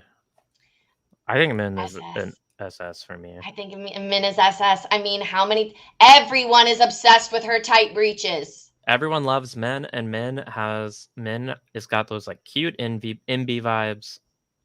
I think she's an SS. Min is SS for sure. I put Moraine as an S, but maybe an SS. No, I think she'd be S. I think she's a little too cold to be SS. Yeah. Until Tom. Then I might put her as SS, but I don't think she's hot. I think she's beautiful. So I put her as an S. Mega Madu, is your very ferocious what a response to my just unceremoniously dumping Moraine in S? I wonder what that is a response to, or is that me saying that you can't be trusted anymore? I think it is putting Moraine in S and not SS personally, but I agree. She's just like a little cold to me. I think she's another one of those characters who's like probably beautiful, but just not like not hot. I do love that she knows her colors, though. She knows her looks and her angles. She's like, I look great in a hood and with some like forehead jewelry, so I'm gonna rock it. And I love that she knows her look. That's actually really important. Wait, at Mary Lou. Oh yeah, for saying that she can't be trusted. Who, men?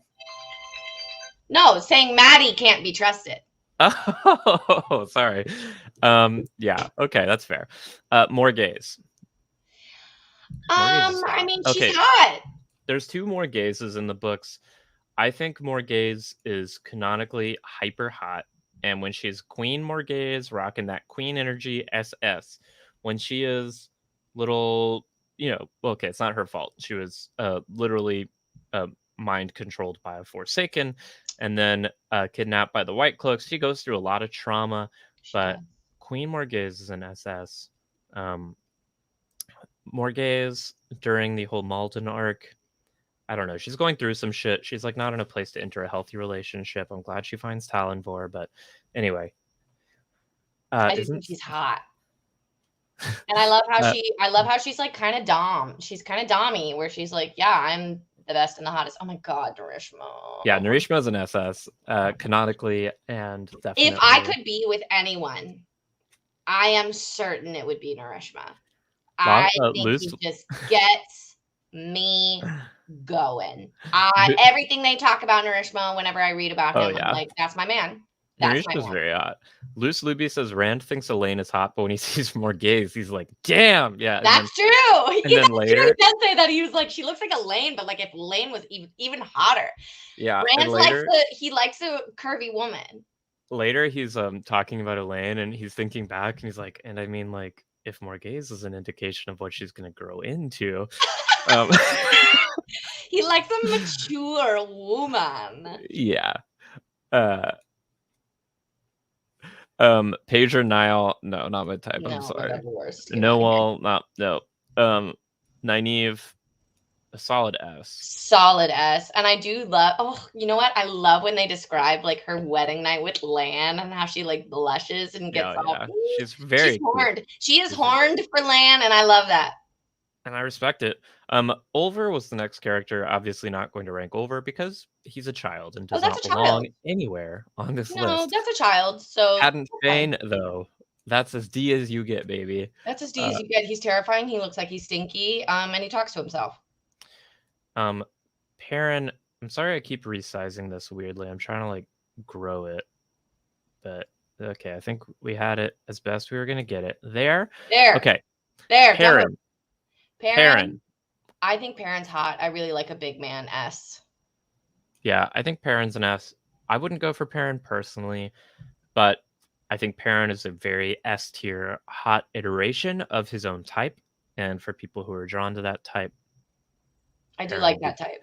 pretty nice. And I will say, Perrin Gall, that pairing, that's an SS pairing.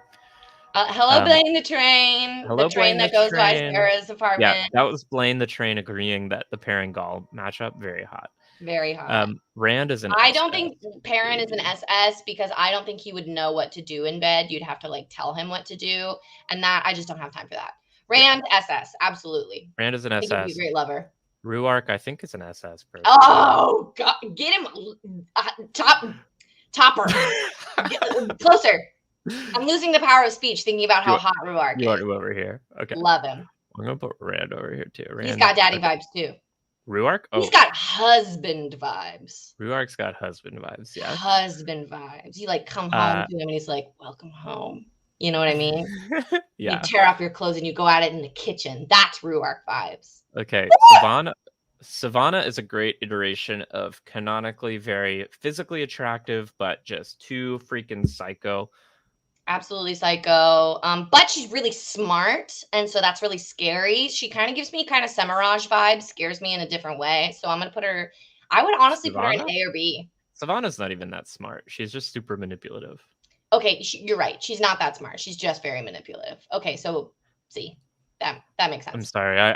I can't put such toxicity above a C and just totally ignore, Lanfear and Grendel. Yeah, okay. Mm-hmm. Yeah, you have standards. Swan Sanchi. I think she's an A. I would grow to absolutely be very horny for Swan. Yeah. I think it would like take years, and then I'd realize that I think she would probably be like great in bed. I think Swan's an A for me.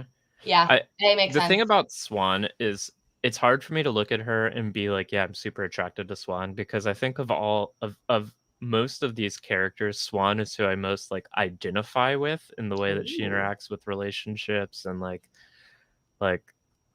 definitely Swan is like a. Oh, Maddie says she's a handsome woman. They say that. How many times do they call her a handsome woman? She's very cute. Like post stilling and healing, right, she looks she's like very cute. It's just standing next to Leanne that she looks like a handsome woman. That's a great point, because Leanne is a smoke show. Yeah, Leanne's a smoke show. Maddie says Swan is an S. I think Swan would be a fantastic partner. Yeah, I think she'd be a great lover, but she's not hot. Well, she's not super hot. Yes. All right, I'm convinced by the chat. Swan gets to go S. Chat. Okay, post stilling, she's an S. Okay. I will say Swan and S is the inverse of Gawain and B. I think Swan is an A for pure physical hotness, but her personality and my desire to enter a relationship with her brings her up to S. Agreed. Hard. Soralea.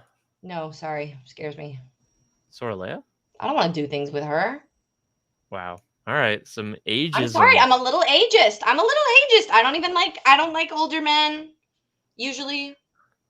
Ruark. I think We could talk. Soralea. I like Soralea.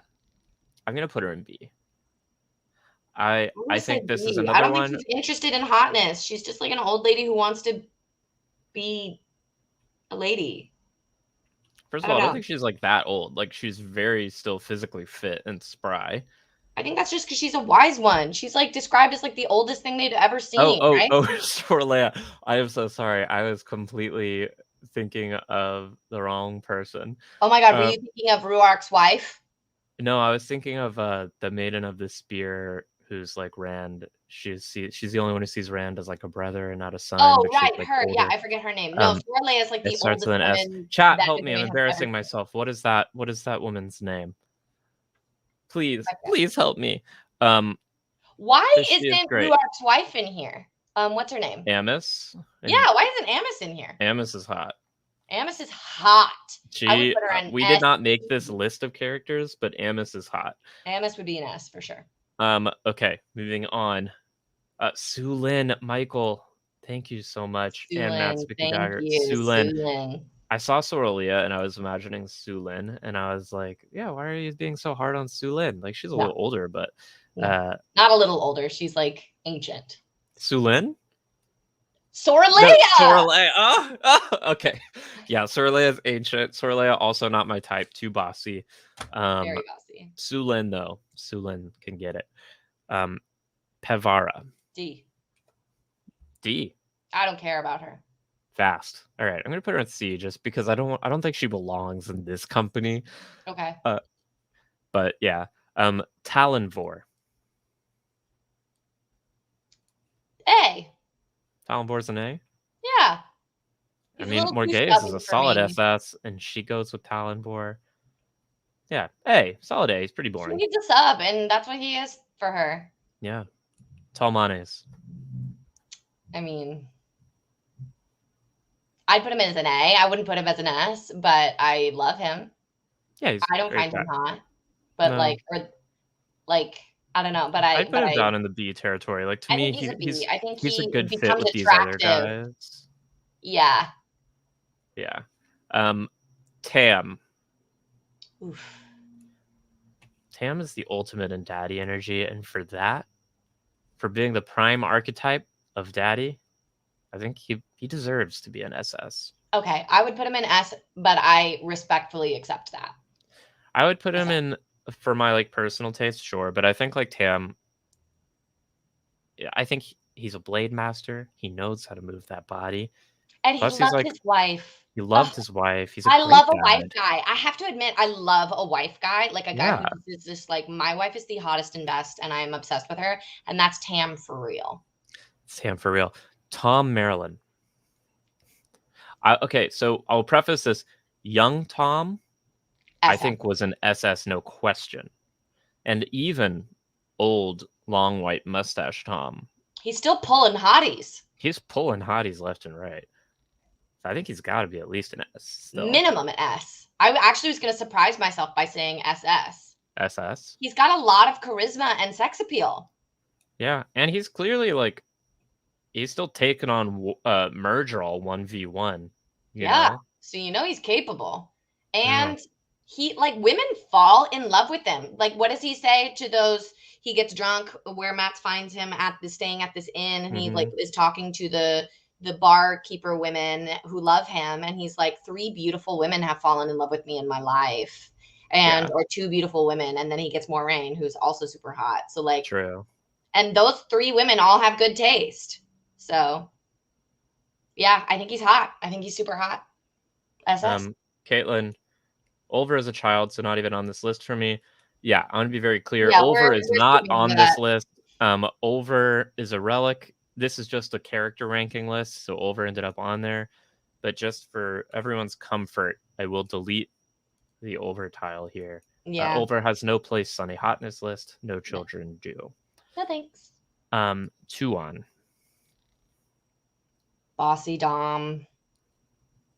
I love the bald look on a woman. I think she's probably an S. And I'm feeling A, but I can sit with S. Like for someone who wants a bossy dom, hard to get Hard a to better get, iteration of bossier, that dumber. than Tuon. Yeah, I do like the bald look.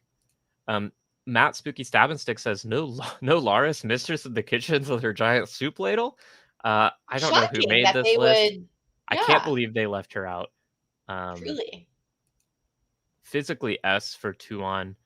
Says Physically an Mega S for Madu. Tuon. Personality wise, oh God, C. Yeah, she is of course a proud, slave owner and And abuser. It's hard for me to put her hierarchical. up higher. Yeah. Let's put her in B just for suckiness of partnership. And oh God, she'd probably Well, be terrible in bed. yeah, I think she'd be really bad in bed. Really bad. Yeah, B. I'm happy with B. Yeah. Okay, Thailand. D. No. Rapists? No place here. Rapists aren't hot. Except for Grendel, I guess. But Oh, okay. Well, yeah. it's Grendel is a rapist and she's super hot. it's different. Because Grendel's evil and like knows it. Laris was a babe in her youth. That's true. Onto it. When she's talking to Elmin Dreda and like helping her like do makeup and stuff, she's always And she's like, like, back in what? my You day, think I I don't know pulled this? hail. Yeah. Yeah, but Thailand, I'm sorry. I can't support that. Uno. Uno's an interesting one. I mean, I love a dirty mouth. You love a dirty mouth? You A, S? Where are you putting Uno? A or B. A or B. A or B? Okay, I'll be okay. I'm You'd be good okay at with. dirty top. Yeah, I will say the top knot is not my preferred hairstyle on a man. See, I shockingly, You're into it. don't hate man buns. I see them and I like them. This I don't isn't a know why. man bun. It's a top knot. I know, but it's evocative to me of a man bun. Okay. I don't like the shaving around it. Yes, that's what a top knot is. I am okay with Uno being an A. He is an extremely capable man. Last one. Varen. Varen's an interesting No. one. Honestly, D, C. I don't think she's hot. I like her for other reasons. I don't think she's hot at all. I don't think she's interested in sex. I don't think she is sexy. I think she is amazing in 10,000 other ways, but hotness is not one of them. I would put Varen as a C or a D. I'm torn because we don't get to see Varen interacting in this way because she plays a character the whole series. True. And when we do get chapters from her POV and we get that like incisive, insightful Varen, sure, I'm like, boss. I don't know. Like, I think a night with Varen has the potential to be very fun. Okay. She's smart. She's curious. Obviously willing to try anything. Oh, okay. I think Varen might even be an A. I just, the danger. Okay. Listen, I'm gonna stand by this one. Okay. And look, if Tomas gets to join in too. Stop. And that is the end of our list. Oh, I mean, there's Slayer. Oh, fuck Slayer. No, thanks. Don't fuck Slayer. I'm not interested. Nobody out there fuck Slayer, please. No. He doesn't deserve it. People in the chat, what do you think? You entertain the people for a bit. I am. It's time. You get your uke ready because it's time to bust out that song. That's what I'm doing. I needed to make like a document with the chords and the lyrics, and I didn't do that. So that's what really quick I am. Do you still have time? It is 12:54. It's 12:54. Yeah, I can do this in like 2 minutes. Okay. Yeah, so This has been our Hotness ranking. If you enjoyed it and wanted to join the party next time, we live stream every Monday at 11 a.m. PST on twitch.tv/Maidens of the Spear and on our YouTube channel, Maidens of the Spear. You can follow us on Twitter at Spear Maidens to get a heads up of when we're going to be going live and what we're going to be talking about, and just to interact with us generally. And thank you so much for joining us. This has been Maidens of the Spear. We hope you had a really good time. But don't leave yet, chat, because we're not over. That was just the ending for our YouTube video. I faked you out. I faked you out because Faker, we got you're a a special little treat for you today. Mary Lou is going to sing a beautiful, beautiful song. Now, last week we had a little vote in our chat for who should be the next Wheel of Time battle bars for our Wheel of Rhymes series. And the winner was Nynaeve. That is not what you're getting today. Mm-mm. The Nynaeve bars are still percolating up in the old dome. But today you are getting a very special Nynaeve live song that we have prepared for you. Okay, I really should have made this earlier. But it's gonna happen. Woat-themed ukulele band names. Matt's Spooky Stab and Stick recommends Tom's Mustache Ride. I want to get off Tom's Mustache Ride. No one ever wants off, apparently.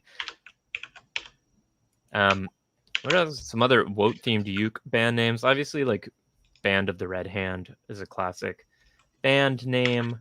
Tom's Harp, I think, is a good one. Some of those inn names are good, like Easing the Badger would be a fun Easing the little, Badger like, folk cracks band. me up. Yeah.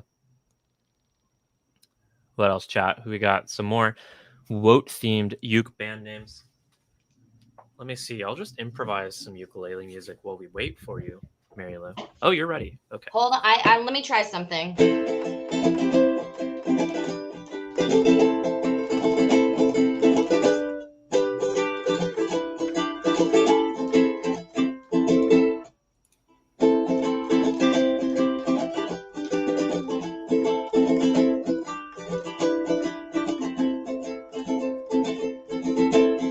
Okay. Sounds good. It does. Oh, it sounds good. I'm just wondering if I need to write in all the chords, but okay. I'm just gonna try it.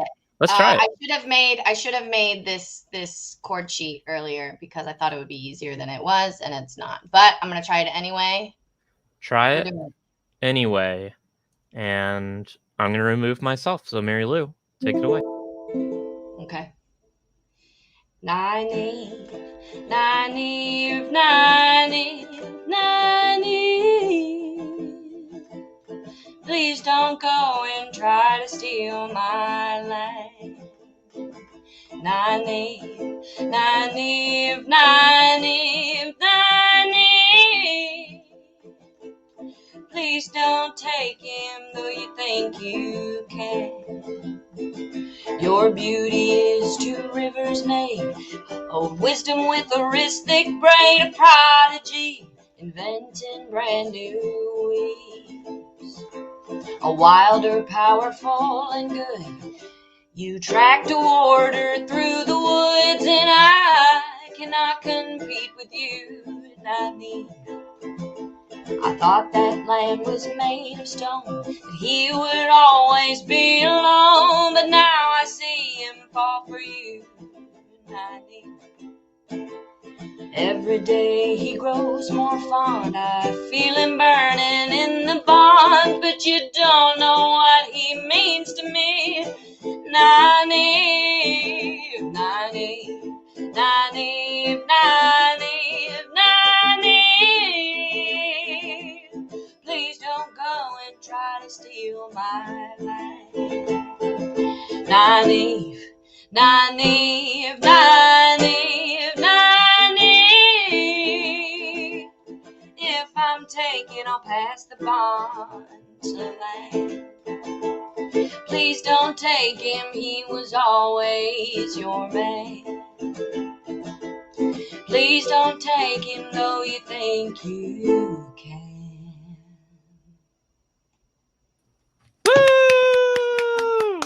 Ta-da! Beautiful. Let's go through the comments you're getting. Ooh. Came for the hotness rating, stayed for the Dolly Lou. Ah, Dolly Lou, nice! nice. Some fire. Beautiful. Some pipes, Mary Lou. And it's true. Ah, thank you, Caitlin. Mary Lou has a beautiful voice. Um, Ah, thank you, Sarah. and Thank you, Matt Stagger. Thank you, Maddie. Thank you, Michael. Oh, yes, y'all are and too kind. I'm uh, gonna record it again when I have all the chords and all the lyrics in front of me because right now I was bouncing between chords and lyrics, and my brain, I have a yeah. very simple brain, so I can't handle too much at once. And I And can't memorize chords at all for the life of it me.